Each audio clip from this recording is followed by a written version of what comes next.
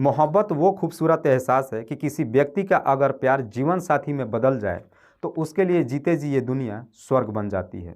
इस दुनिया में बहुत से ऐसे कम लोग हैं जिनका प्यार जीवन साथी में बदलता है। आज के कहानी में एक व्यक्ति प्यार ही नहीं करता है बल्कि अपनी मसूका से बड़ी धूमधाम से शादी कर अपने घर लेकर आता है और फिर अपने पत्नी के साथ बड़े ही खुशहाल तरीके से जीवन व्यतीत करना शुरू करता है। देखते ही देखते लगभग 8 साल का समय गुजर जाता है और इन 8 सालों में एक बेटा भी जन्म लेता है कि ठीक 8 साल बाद एक दिन महिला के पति और उसके ससुर दोनों के एक साथ ही हत्या कर दी जाती है। पुलिस जब इस केस की छानबीन करना शुरू करती है तो अगले ही दिन इस केस का खुलासा भी कर देती है। नमस्कार, आदाब, मैं हसमुद्दीन और आप देख रहे हैं सफ़र क्राइम तक। आज की जो सच्ची घटना मैं आपको सुनाने वाला हूं, दरअसल ये घटना है उत्तराखंड प्रदेश की। उत्तराखंड का एक शहर पड़ता है देहरादून और इसी देहरादून का एक थाना पड़ता है जयपुर। जयपुर थाने का एक इलाका पड़ता है तपोवन कॉलोनी और इसी तपोवन कॉलोनी का रहने वाला प्रेम सिंह, जिसकी उम्र है लगभग 60 साल। वैसे तो प्रेम सिंह उत्तर प्रदेश के बुलंदशहर के सबलपुर गांव का रहने वाला है, लेकिन प्रेम सिंह बहुत साल पहले ही अपने परिवार के साथ इसी देहरादून में आकर के बस गया। प्रेम सिंह की पत्नी आज से ठीक 20 साल पहले इस दुनिया को छोड़ के जा चुकी है। प्रेम सिंह के कुल 6 बच्चे, जिसमें एक बेटा और 5 बेटियां।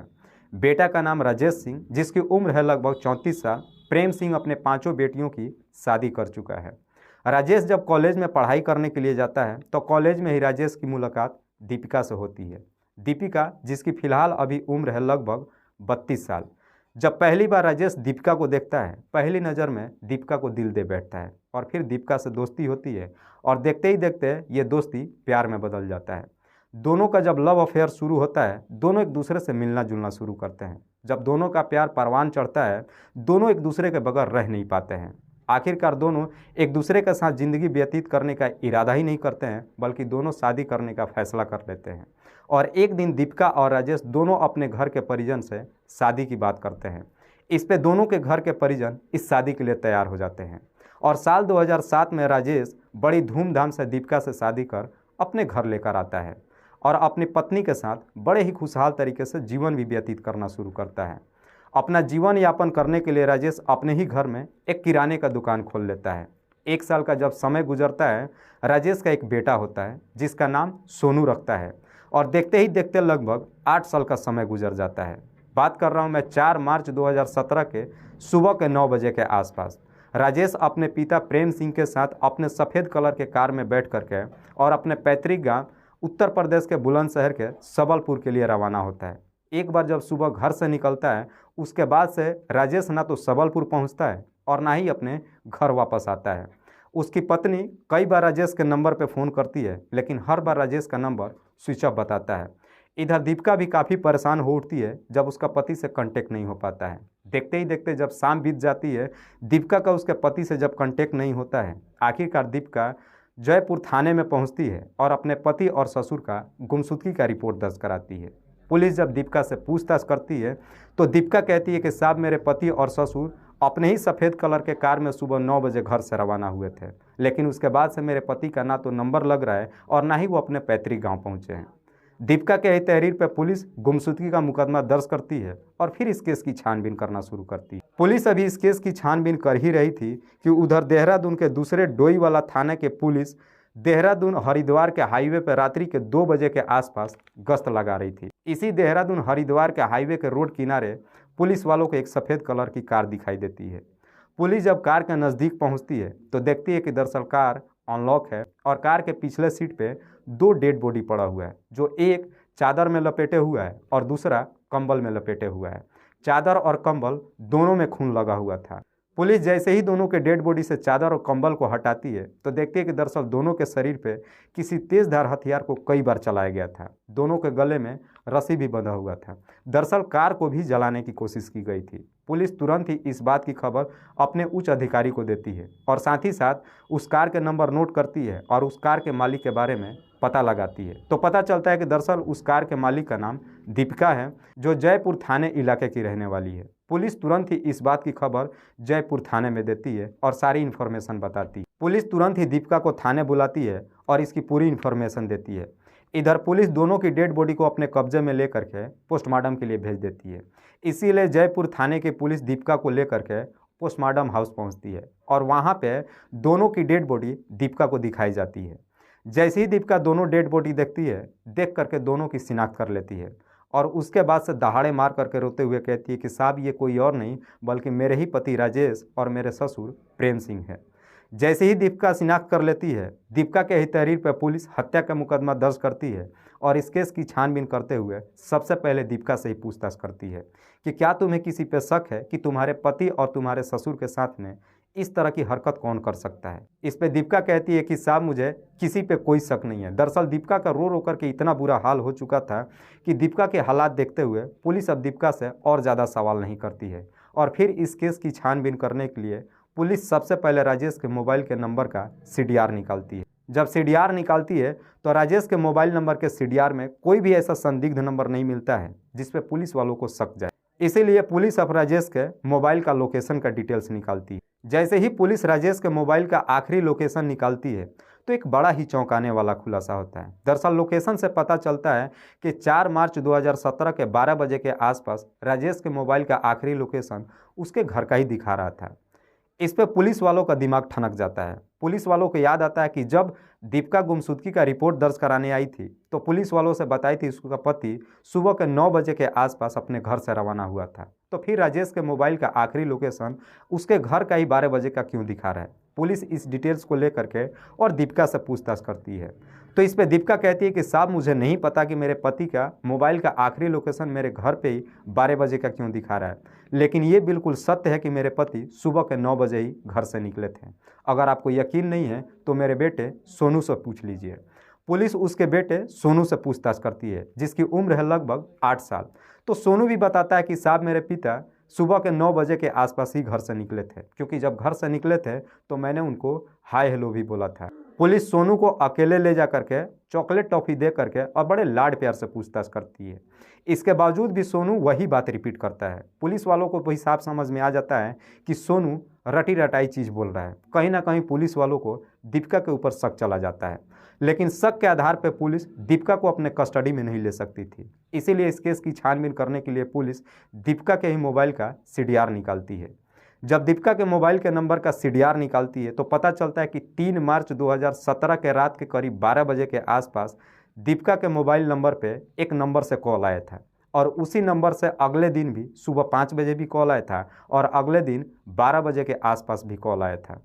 पुलिस जब उस नंबर का डिटेल्स निकालती है तो पता चलता है कि वो नंबर किसी योगेश के नाम पर रजिस्टर्ड है और ये योगेश कोई और नहीं बल्कि दीपिका के ही इलाके का रहने वाला था। पुलिस सबसे पहले योगेश के बारे में दीपिका के आस पड़ोस के लोगों से पूछताछ करती है। तो आस पड़ोस के लोग कहते हैं कि साहब योगेश और दीपिका का लव अफेयर चल रहा है। जैसे ही इस खबर की पुष्टि हो जाती है पुलिस तुरंत ही योगेश को अपने कस्टडी में लेकर के और थाने पहुँच जाती है और फिर थाने में योगेश से पूछताछ करना शुरू करती है। पुलिस जब योगेश से पूछताछ करना शुरू करती है तो योगेश के सामने भी अब कोई रास्ता नहीं बचता है और योगेश भी तुरंत ही अपनी सच्चाई कबूल कर लेता है। योगेश वैसे तो दिल्ली का रहने वाला है लेकिन देहरादून में रहकर ठेकेदारी का काम करता है। योगेश जिसकी उम्र है लगभग 24 साल, कमारा, हट्टा कट्टा, हैंडसम, दीपिका के घर के पीछे ही एक फ्लैट किराए पर लेकर के रहता है। योगेश अक्सर अपने किचन का सामान खरीदने के लिए राजेश के दुकान पर जाता है। एक दिन योगेश जब राजेश के दुकान पर सामान खरीदने के लिए जाता है तो पहली बार राजेश के पत्नी दीपिका को देखता है। योगेश जब पहली बार दीपिका को देखता है, पहली नज़र में दीपिका उसे पसंद आ जाती है और योगेश अपने मन ही मन ठान लेता है कि दीपिका को अपना जीवन साथी बना के ही रहेगा। इसीलिए दीपिका के करीब पहुंचने के लिए योगेश राजेश से दोस्ती करता है। दोनों में दोस्ती भी हो जाती है। दोस्ती इतनी गहरी हो जाती है कि अक्सर अब योगेश राजेश के घर भी आना जाना शुरू करता है। जब राजेश के घर आना जाना शुरू करता है तो दीपिका से भी बातचीत करना शुरू करता है। दीपिका से जब भी बात करता है तो दीपिका को भी देख करके साफ समझ में आ जाता है कि योगेश उसके तरफ खींचा चला आ रहा है। दीपिका भी जब योगेश को देखती है तो उसकी पर्सनालिटी देख करके दीपिका भी कहीं ना कहीं योगेश के तरफ आकर्षित हो जाती है और फिर दोनों के बीच में लव अफेयर शुरू हो जाता है। योगेश और दीपिका के बीच में जब लव अफेयर शुरू होता है, इस बात की खबर दीपिका के पति राजेश को नहीं मालूम चलता है और दीपिका अपने पति के पीठ पीछे ही योगेश से मिलना जुलना शुरू करती है। अक्सर बाहर जाती है, योगेश से मुलाकात करती है और जब भी योगेश से मुलाकात करती है दोनों के बीच में संबंध भी बनता है। यूं ही सिलसिला जब चलना शुरू होता है, दीपिका के घर पे उसका पति और ससुर जब घर पे नहीं होते हैं, अक्सर दीपिका योगेश के अपने घर पे बुला लेती है और अपने घर में ही योगेश के साथ संबंध बनाती है।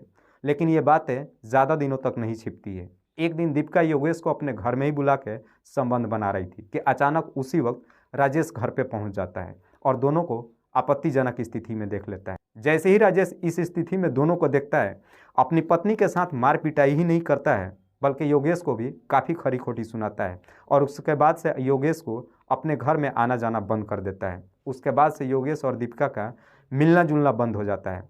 कुछ दिन दोनों एक दूसरे से मुलाकात नहीं करते हैं, लेकिन जैसे ही थोड़ा सा मामला ठंड होता है, दीपिका फिर से योगेश से मिलना जुलना शुरू करती है। अब बाहर जब भी योगेश से मिलना जुलना शुरू करती है, धीरे धीरे ये खबर आस पड़ोस के लोगों को मालूम चल जाता है। इसीलिए आस पड़ोस के लोग एक दिन इस बात की शिकायत राजेश से करते हैं। राजेश को जैसे ही दोबारा फिर मालूम चलता है, अपनी पत्नी को समझाने के लिए अपने बेटे को सामने खड़ा करता है और अपने बेटे का हवाला दे करके अपनी पत्नी को समझाते हुए कहता है कि जो तुम ये कर रही हो ये गलत कर रही हो, इससे हम सबकी जिंदगियां तबाह हो सकती है, बेहतर है कि तुम योगेश को छोड़ दो। लेकिन दीपिका योगेश के प्यार में पागल हो चुकी थी। राजेश जो भी बातें कह रहा था, एक भी बातें दीपिका के कानों तक पहुंच ही नहीं रही थी। और जैसे ही दीपिका को मालूम चल जाता है कि अब आस पड़ोस के लोगों को भी मालूम चल चुका है, उसके बाद से दीपिका अब योगेश के साथ में खुल्लम खुल्ला घूमना शुरू कर देती है। राजेश जब भी अपनी पत्नी को योगेश के साथ में घूमता हुआ देखता है, अक्सर अपनी पत्नी के साथ मार पिटाई करना शुरू करता है। आखिरकार तंग आकर के दीपिका एक दिन अपने पति से कहती है कि तुम मुझे तलाक दे दो, बेहतर है कि तुम भी अपनी ज़िंदगी बेहतर से जियो और मुझे भी अपनी ज़िंदगी बेहतर से जीने दो। राजेश को भी समझ में आ चुका था कि दीपिका उसकी अब एक भी बातें नहीं सुनने वाली है। जैसे ही दीपिका तलाक की बातें करती है, राजेश भी तलाक देने के लिए तैयार हो जाता है। लेकिन राजेश कहता है कि बेटा मेरे साथ रहेगा और दीपिका कहती है कि बेटा मेरे साथ रहेगा, और इसी बेटे के चक्कर में दोनों की तलाक नहीं हो पाती है। तब तक दीपिका अपने पति से इतना काफ़ी निडर और इतना काफ़ी ढीठ हो जाती है कि अब उसके पति का डर उसके दिल में थोड़ा सा भी नहीं रह जाता है। दरअसल दीपिका को अपने पति राजेश से नफरत भी हो जाती है, अपने पति के साथ सोती भी नहीं है, अपने बेटे को लेकर के अपने कमरे में सोती है और राजेश ड्राइंग रूम में सोता है। एक दिन राजेश जब ड्राइंग रूम में रात को सो रहा था, अपनी पुरानी बातों को याद कर रहा था कि जब पहली मुलाकात हुई थी तो दीपिका उससे कितना बेइंतहा मोहब्बत करती थी और अब दीपिका क्या से क्या हो गई है। इन्हीं सब बातों को याद करते करते आखिरकार राजेश गुस्से में उठता है और अपनी पत्नी की फिर से पिटाई करना शुरू करता है। उस वक्त दीपिका तुरंत ही फ़ोन करके ये सारी बातें योगेश से बताती है। योगेश को भी सुन करके काफ़ी बुरा लगता है कि उसके मासूका पे कोई हाथ उठा रहा है। दीपिका कहती है कि मैं इस तरह की अपनी ज़िंदगी नहीं जी सकती हूँ, मुझे कोई रास्ता बताओ। इस पे योगेश कहता है कि रास्ता कोई और नहीं है बल्कि तुम्हारे पति को हमेशा के लिए इस दुनिया से हटाना पड़ेगा। जैसे ही योगेश इस तरह की बातें करता है, इस काम को करने के लिए दीपिका भी तैयार हो जाती है। लेकिन यह काम अकेले योगेश की बस की नहीं थी, इसीलिए योगेश इस काम को करने के लिए दो लड़कों को शामिल करता है, जिसमें से एक का नाम गोलू और दूसरे का नाम बबलू है। वैसे तो गोलू और बबलू उत्तर प्रदेश के रहने वाले हैं, लेकिन इसी देहरादून में रह करके मजदूरी का काम करते हैं। योगेश दोनों से मुलाकात करता है और कहता है कि अगर रातों रात तुम्हें लखपति बनना है तो मेरे पास एक प्लान है। योगेश अपने पूरे षड्यंत्र के बारे में दोनों को बताता है और कहता है कि इस काम के बदले में तुम्हें 5 लाख रुपये दूंगा। जैसे ही 5 लाख रुपये की बात करता है, गोलू और बबलू पैसे की लालच में आ जाते हैं और इस काम को करने के लिए तैयार हो जाते हैं। योगेश दीपिका से ही 50,000 रुपये लेता है और एडवांस के तौर पे गोलू और बबलू दोनों को दे देता है और फिर इस षड्यंत्र को अंजाम देने के लिए एक तारीख तय की जाती है। 3 मार्च 2017 के रात्रि के करीब 12 बजे के आसपास योगेश दीपिका के नंबर पर फ़ोन करता है। दीपिका अपने घर के पिछले दरवाजे को खोलती है। योगेश अपने साथ में गोलू और बबलू को लेकर के घर के अंदर एंट्री करता है। उस वक्त राजेश अपने ड्राइंग रूम में काफ़ी गहरी नींद में सोया हुआ था। योगेश, बबलू और गोलू तीनों अपने साथ में एक रस्सी लेकर के राजेश के ड्राइंग रूम में एंट्री करते हैं और तुरंत ही उस रस्सी को राजेश के गले में लगा करके खींचना शुरू करते हैं। जैसे ही राजेश को आभास होता है अपनी मौत की, वो तुरंत जग जाता है और चीखना चिल्लाना शुरू करता है। जैसे ही राजेश चीखना चिल्लाना शुरू करता है, योगेश तुरंत ही उसके मुंह पे अपना हाथ रख करके दबा देता है। दीपिका तुरंत भागते हुए अपने किचन में जाती है, एक तेज धार हथियार लाती है और ला करके योगेश को दे देती है और उसके बाद से दीपिका अपने पति का दोनों पैर पकड़ लेती है। गोलू और बबलू राजेश के दोनों हाथ पकड़ते हैं और योगेश उसी तेज धार हथियार से राजेश के ऊपर एक पर एक कई सारे वार करता है, जिसकी वजह से राजेश की घटनास्थल पर ही मौत हो जाती है। लेकिन जैसे ही राजेश चीखना चिल्लाना शुरू करता है, इसकी आवाज़ें सुन करके बगल के कमरे से उसके पिता प्रेम सिंह जग जाते हैं और प्रेम सिंह ये सारा नज़ारा अपने आंखों से देख लेते हैं। जैसे ही प्रेम सिंह को अपने नज़रों के सामने ये सब देखते हैं, सबके पैरों तले ज़मीन खिसक जाती है। दरअसल ये सब लोग प्रेम सिंह को नहीं मारना चाहते थे, इसलिए अपने आप को बचाने के लिए प्रेम सिंह को कमरे के अंदर खींच लेते हैं और उसी हथियार से योगेश प्रेम सिंह के ऊपर भी कई सारे वार करता है, जिसकी वजह से प्रेम सिंह की भी घटनास्थल पर ही मौत हो जाती है। उसके बाद से गोलू और बबलू अपने घर चले जाते हैं और योगेश और दीपिका राजेश के डेड बॉडी को चादर में लपेटते हैं और प्रेम सिंह के डेड बॉडी को कंबर में लपेटते हैं और लपेट करके उसी के सफ़ेद कलर के कार के पिछले सीट पे ले जा करके रख देते हैं। और उसी वक्त ही रात में योगेश उस गाड़ी को ले करके और देहरादून हरिद्वार के हाईवे पर ले जाता है, सड़क किनारे खड़ा करके दरअसल गाड़ी को भी जलाने की कोशिश करता है। और सुबह के 5 बजे के आसपास योगेश दीपिका के नंबर पर फ़ोन करके बताता है कि काम हो चुका है और उसके बाद से योगेश अपने घर चला जाता है। लेकिन दोपहर के 11 बजे के आसपास योगेश को याद आता है कि दरअसल वो हथियार तो दीपिका के घर पे ही है और राजेश का मोबाइल भी उसके घर पे ही है। दीपिका के नंबर पे फ़ोन करके फिर से दीपिका के घर पे जाता है, उस हथियार को लेता है और राजेश के मोबाइल को वहीं पे स्विच ऑफ करता है और फिर एक सुनसान जगह पे ले जा करके उस हथियार को और मोबाइल को फेंक देता है। शाम के करीब 5 बजे के आसपास दीपिका जयपुर पुलिस थाने में जाती है और अपने पति और अपने ससुर का गुमशुदगी का रिपोर्ट दर्ज कराती है। लेकिन रिपोर्ट दर्ज कराने से पहले ही दीपिका अपने बेटे को ये समझा देती है कि अगर कोई भी तुमसे तुम्हारे पापा के बारे में पूछताछ करे तो तुम ये कह देना कि सुबह के 9 बजे के आसपास वो घर से निकले थे और मैंने उनको हाय भी बोला था। वाकई में दोस्तों, जब ये पूरी कहानी योगेश पुलिस वालों को बताता है तो योगेश के ही तहरीर पे पुलिस दीपिका और योगेश के दोनों साथियों को इन सबको अपने कस्टडी में लेती है। फिलहाल पुलिस ने इन सबको अपने कस्टडी में लेकर इन सब पे गंभीर धाराओं में मुकदमा दर्ज करके जेल भेज दी है। दोस्तों, इस कहानी को सुनाने का उद्देश्य मुझे किसी को परेशान नहीं करना है, किसी को तकलीफ नहीं पहुंचाना है। बस आपको बताना है आप जहां भी रहें सुरक्षित रहें और अपनों का ख्याल रखें। तब तक के लिए जय हिंद, जय भारत।